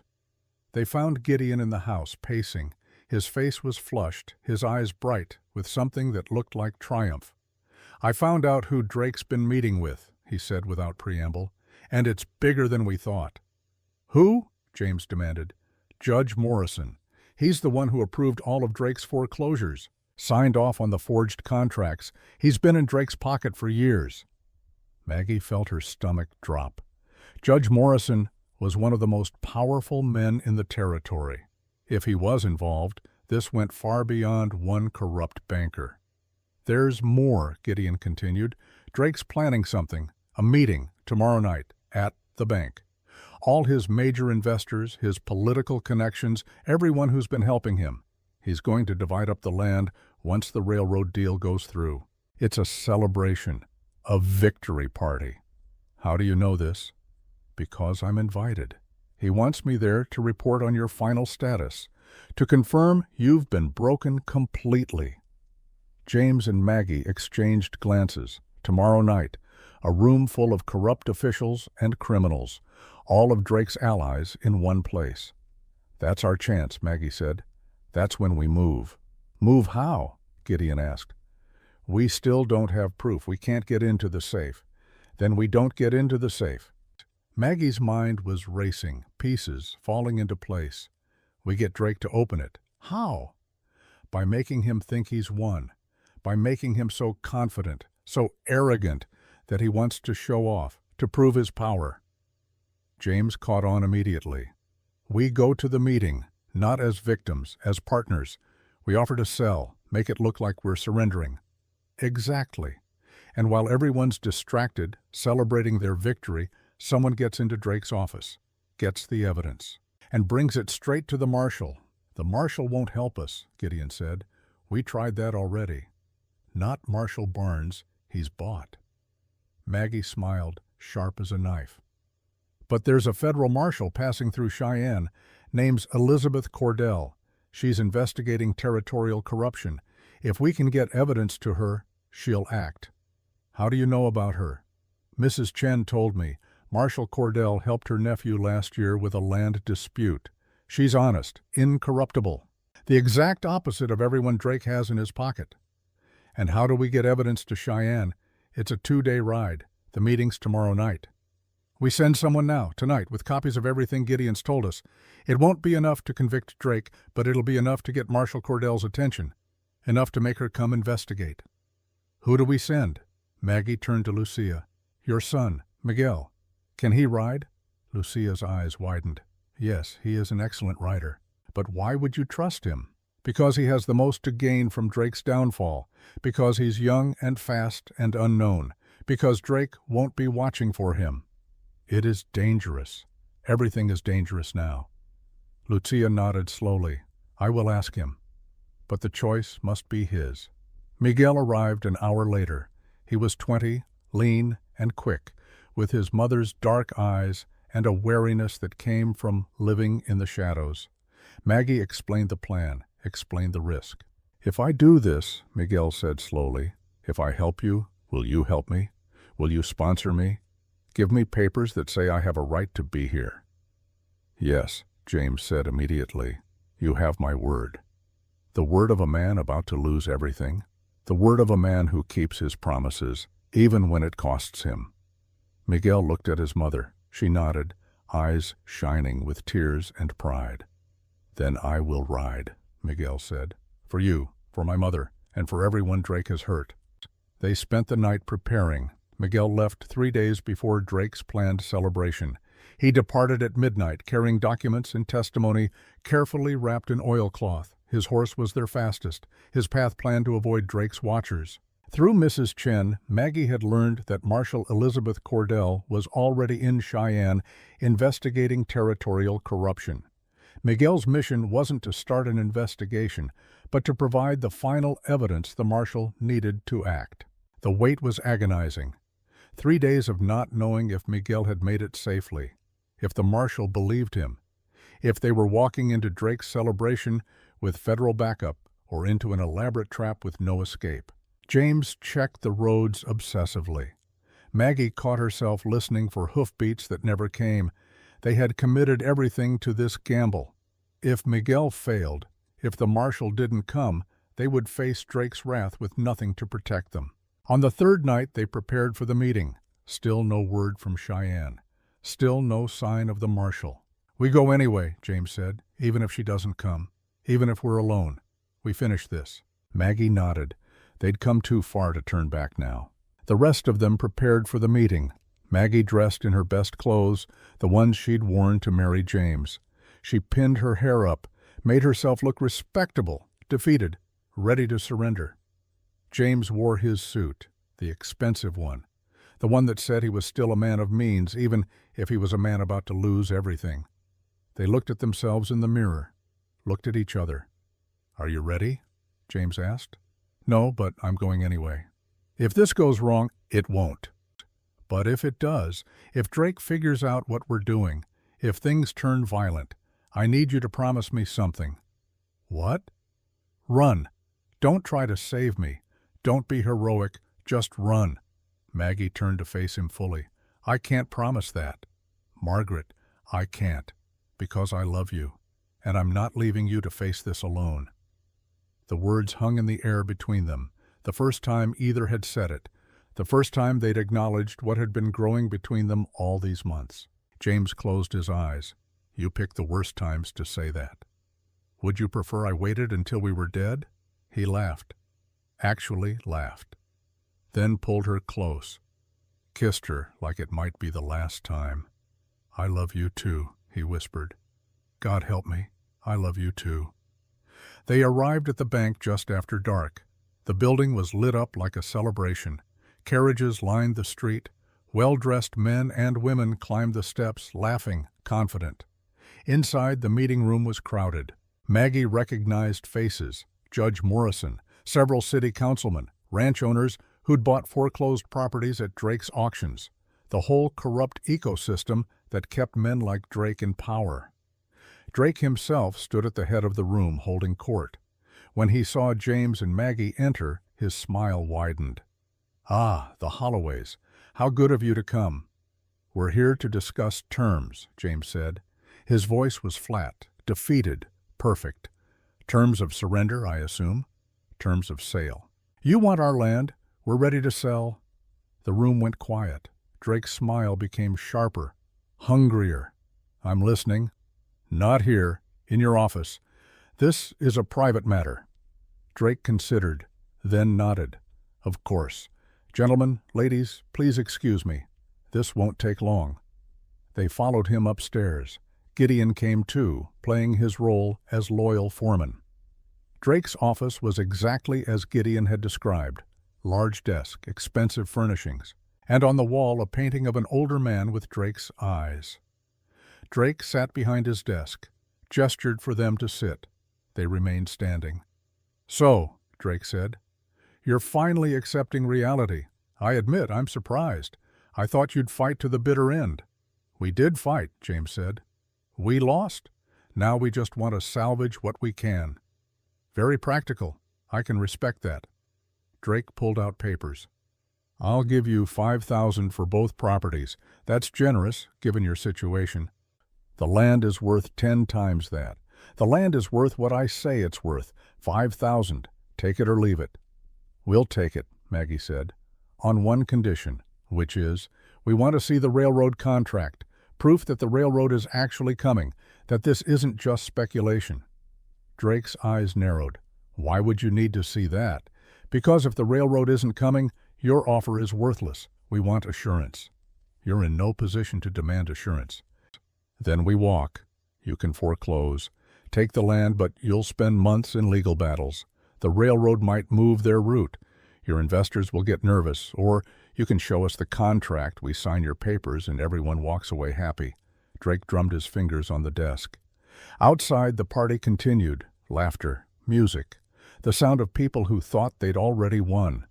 Finally, Drake stood, went to the painting, swung it aside. The safe was there, large, steel. Exactly as Gideon had described. Drake spun the combination, opened it. Inside, Maggie could see stacks of documents, files, evidence. Drake pulled out a single paper, the railroad contract, held it up. "Satisfied? May I?" Maggie reached for it. Drake hesitated, then handed it over. "Don't get any ideas, Mrs. Holloway. That's the only copy in this room. The original is filed with the territorial government." Maggie pretended to read the contract. Her eyes, however, were on the safe, on the files inside, on the evidence they needed. Behind Drake, Gideon caught her eye, nodded slightly. He'd seen it too. "This seems legitimate," Maggie said, handing the contract back. "Of course it's legitimate. Now shall we sign?" "One more thing," James said. "I'd like Gideon to witness. He's been with me for years. I want him to know I made the right choice, that I did everything I could." It was a gamble, a huge gamble, but Drake nodded. "Fine. Fletcher, come here. Bear witness to your boss's surrender." Gideon moved closer to the desk, closer to the safe, which was still open. While Drake laid out the sale documents, Gideon's hand moved, fast, practiced. He pulled a file from the safe, slipped it inside his coat. The whole movement took 2 seconds, maybe less. Drake didn't notice. He was too focused on the papers, too confident, too certain of his victory. "Sign here," Drake said, pointing. "And here." James picked up the pen. Maggie held her breath. Then the door burst open. A man stood there, breathless, one of Drake's associates. "Sir, we have a problem. Federal marshal just arrived. She's asking questions. About you. About foreclosures. She has a witness with her. Some Mexican kid who rode from Holloway Ranch." Drake's face went white, then red. He turned to James and Maggie. Understanding dawned. "You," he hissed. "You set me up." "No," James said calmly. "You set yourself up. We just made sure everyone found out about it." Drake lunged for the safe, saw the missing file, turned to Gideon. You betrayed me." "No," Gideon said. "I stopped betraying the people I actually care about. There's a difference." Drake's hand went to his desk drawer. Maggie knew what was there. Gun. She moved fast, grabbed the letter opener from the desk, held it like a knife. "Don't," she said quietly. Drake froze. They stood there, locked in a tableau. Then footsteps sounded on the stairs. Many footsteps. Official footsteps. A woman entered, 50 maybe. Hard eyes. Federal marshal's badge on her chest. "Cornelius Drake," she said. "I'm Marshal Elizabeth Cordell. I have a warrant for your arrest." The next hour was chaos. Drake was taken into custody, his associates scattered. The party downstairs broke up in a panic as people tried to distance themselves from the suddenly toxic banker. Judge Morrison was arrested too. 2 city councilmen, a territorial land agent. The scope of the corruption was staggering. Marshal Cordell interviewed James and Maggie in Drake's office. Gideon handed over the file he'd stolen. Inside were the documents they needed, proof of forgery, proof of bribery, proof of everything Drake had done. "This is good," Cordell said, flipping through papers. "This is very good. You've handed me the biggest corruption case in territorial history." "What happens now?" Maggie asked. "Trials. Investigations. It'll take months, maybe years, but Drake and everyone he worked with will face justice." "And our land?" "The foreclosure is invalid. Forged documents, illegal clauses. The bank will have to restore your properties. You'll get everything back." Maggie felt James's hand find hers, squeeze. They'd done it. Against impossible odds, they'd won. "There's one more thing," Cordell said. "I need you to testify, both of you, and everyone else Drake hurt. This case needs witnesses." "We'll testify," James said. "All of us." They left the bank as dawn was breaking, stepped into a world that felt different, lighter. The weight they'd been carrying for months was finally gone. On the street, Mrs. Chen waited. Samuel Gray, Father Domenico, all the people Maggie had recruited, all the people who'd been brave enough to stand up. "Is it over?" Mrs. Chen asked. "It's over," Maggie said. "We won." The celebration was quiet, exhausted, but real. They'd faced down a powerful man and his corrupt system, and they'd won. Not because they were stronger, not because they were richer, but because they'd refused to give up, because they'd stood together. 6 months later, spring came to Wyoming territory. The snow melted. Green grass pushed through the thawed earth. Life returned. Maggie stood on the porch of Holloway Ranch, watching the sunrise. Her ranch. Their ranch. Legal? Legitimate. Theirs. James came up behind her, wrapped his arms around her waist, rested his chin on her shoulder. "What are you thinking?" he asked. "That a year ago I was alone, desperate, ready to die, and now I'm here, with you, with a future." "Regrets?" "About marrying you? No. About everything that came after? Also, no. We earned this, James. We earned every bit of it." "What do we do now?" "Now, we live, we ranch. We grow old together. We do all the boring, mundane things people do when they're not fighting for their lives." "Sounds perfect." Below them, in the valley, construction had begun. The railroad was coming. But this time, it was coming on their terms. The land would be theirs. The future would be theirs. Lucia emerged from the house carrying coffee. Miguel was with her, legal now, documented, no longer living in fear. He was working as a ranch hand, learning the trade, building a life. Gideon was there too. Clara had survived. The treatment had worked. She was weak but alive, and Gideon watched over her like she was made of spun glass. He'd never apologized for his betrayal, but he'd spent 6 months proving his loyalty in actions instead of words. That was enough. Mrs. Chen had her building back. Samuel Gray had his dignity. Father Domenico had his church land. All the people Drake had hurt were being made whole again. Slowly, imperfectly, but genuinely. All the people Drake had hurt were being made whole again. Slowly, imperfectly, but genuinely. The Sunday after Drake's sentencing, Maggie and James attended church. The first time they'd shown their faces in town since the trial began. Maggie's stomach churned as they climbed the church steps. She could feel eyes on them, hear the whispers. Even in victory, judgment followed her like a shadow. They took their seats near the back. The pew was hard. The air smelled of old wood and candle wax. Conversations died when they entered, replaced by a tense, expectant silence. Father Domenico began the service. His voice was strong, certain. Today's scripture comes from the story of David and Goliath, a shepherd boy who faced a giant everyone said was unbeatable. Maggie kept her eyes forward, refused to look around, refused to see who was watching. "We've all faced giants in our lives," Father Domenico continued. "Giants of fear, giants of injustice, giants that tell us we're too small, too weak, too ordinary to fight back." His voice grew stronger. "This week, this community witnessed something remarkable. We saw what happens when ordinary people find extraordinary courage, when they refuse to be silent, when they stand together against power that seems insurmountable. He looked directly at James and Maggie. "We saw what happens when we stop being afraid." Mrs. Chen stood. The movement was sudden, decisive. She began to clap, slowly, deliberately, each clap echoing in the silent church. Samuel Gray rose, joined her.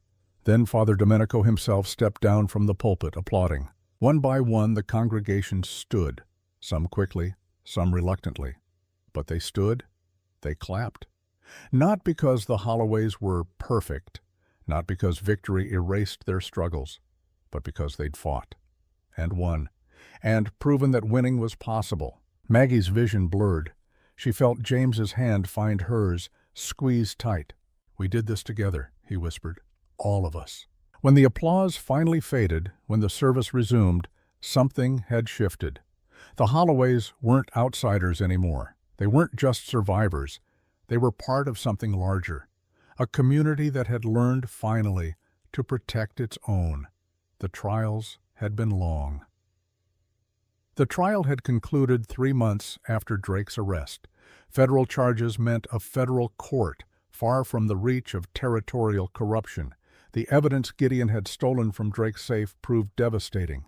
Forged documents, records of bribes, a ledger tracking every illegal land deal for 5 years. Drake received 20 years in Deer Lodge Territorial Prison. He'd be an old man when he emerged, if he emerged at all. Men like Drake didn't last long in places like that. Judge Morrison was disbarred and sentenced to 10 years.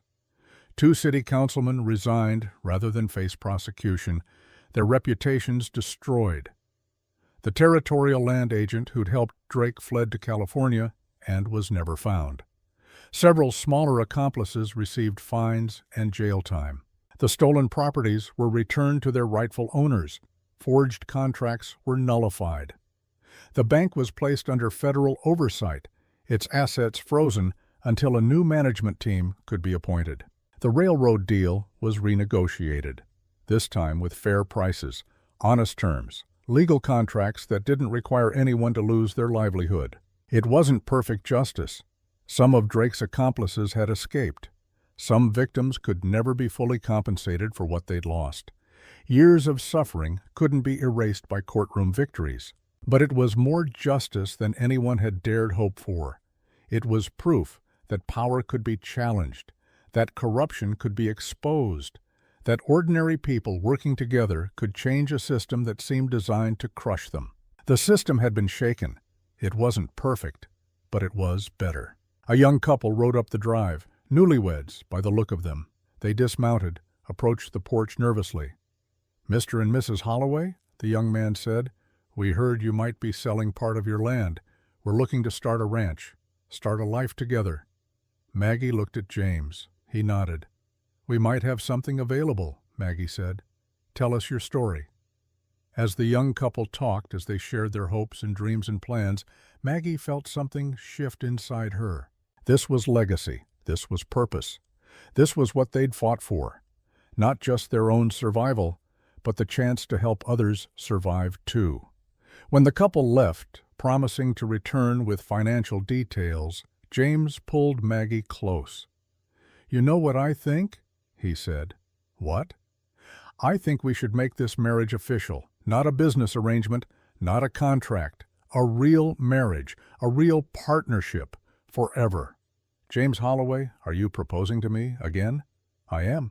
And this time, I'm doing it right. Margaret Ann Sullivan Holloway, I love you. I've loved you since you stood in your market stall and told me to go to hell. I've loved you through every fight, every setback, every moment of this terrible, wonderful year. Will you stay married to me? Not because you have to, but because you want to." Maggie smiled. It was a real smile, the kind she'd forgotten how to make during her years with Frank, the kind that came from joy instead of performance. "Yes," she said. "Yes, I'll stay married to you. Yes, I'll build this life with you. Yes to all of it."